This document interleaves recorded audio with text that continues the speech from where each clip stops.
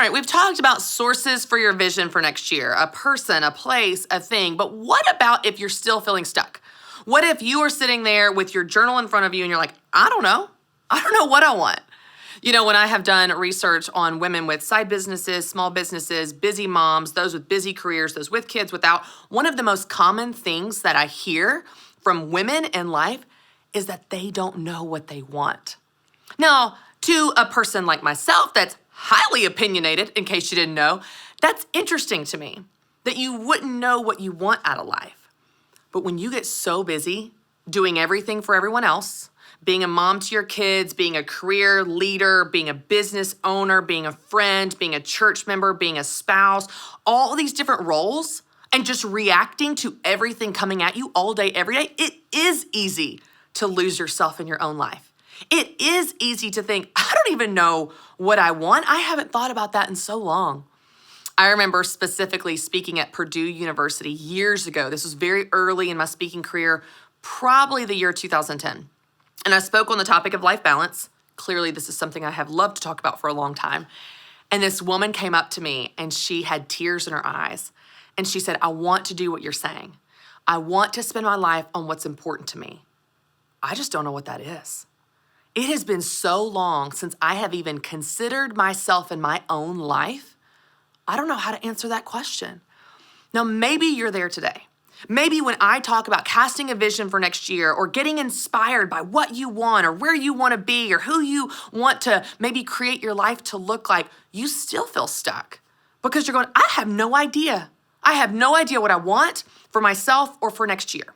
Well, I want to give you 5 things that might help you walk through that. It's not a perfect formula, but I will tell you each of these steps can start to move you in that direction. So I'm going to walk through this list really quickly to help you begin to work through how to cast a vision for your life, and even more specifically, how to cast a vision for next year. All right, so let's start with the first one. Number 1, and we talked about this last week, reflect. When you reflect on last year, it's going to help you have some clarity about what you want next year. When you write down what was right, wrong, missing, confused about last year, you'll start to see there are themes. There are things you want to do and things you don't want to do. When you take that moment to pause and reflect, you'll start to get a little bit more clarity about your vision for next year. All right, number 2, pray. If you want to know what you should do with your life, a great idea is to start by seeking the one who gave you life. I'll tell you, in my experience, God's ideas are so much cooler than my ideas. I might pray for something and God has something bigger or better long-term, maybe not even in the moment, that it feels like, oh man, God's forgotten me or I didn't get this thing I thought I wanted. But then God comes through and whatever his plans are always better. If you want to know what you should do with next year, ask him.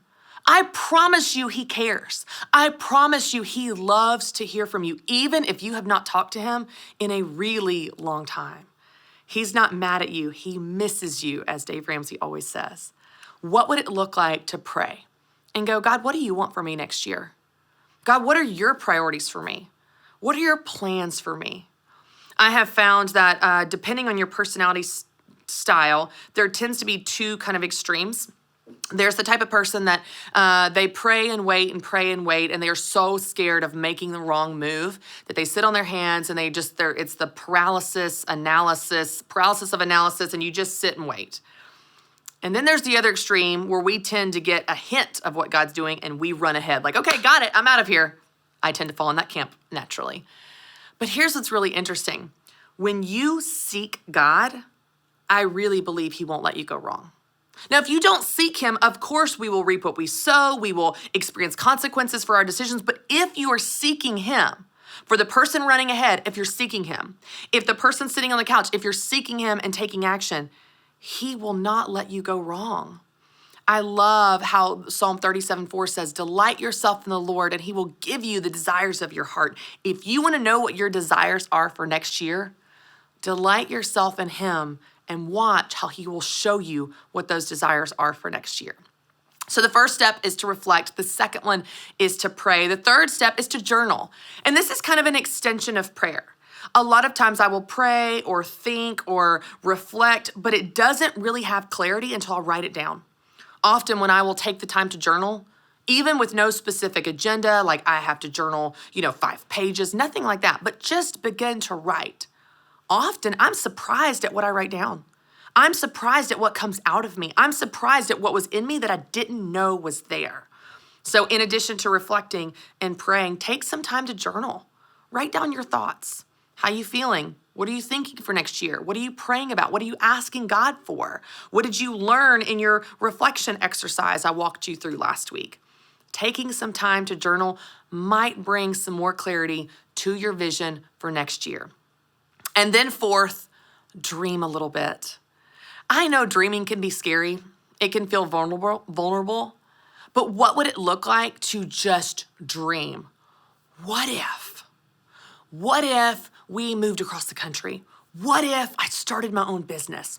What if we could get this promotion that would lead to these doors being open? What if we sold our house and traveled the country in an RV? What if we moved our kids' schools that allowed us to do XYZ? What if? Dreaming is really just allowing yourself to imagine what could be possible, to imagine what if statements. What if? You're not going to be restrained by your resources or whether or not it's possible. You're just going to let yourself dream. I love the quote that says, dream so big that if God's not in it, you'll fail.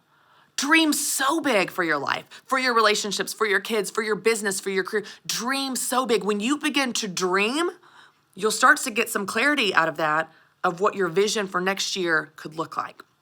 So first reflect, then pray, then journal, then dream. And fifth, and this is a really fun one, connect with other people.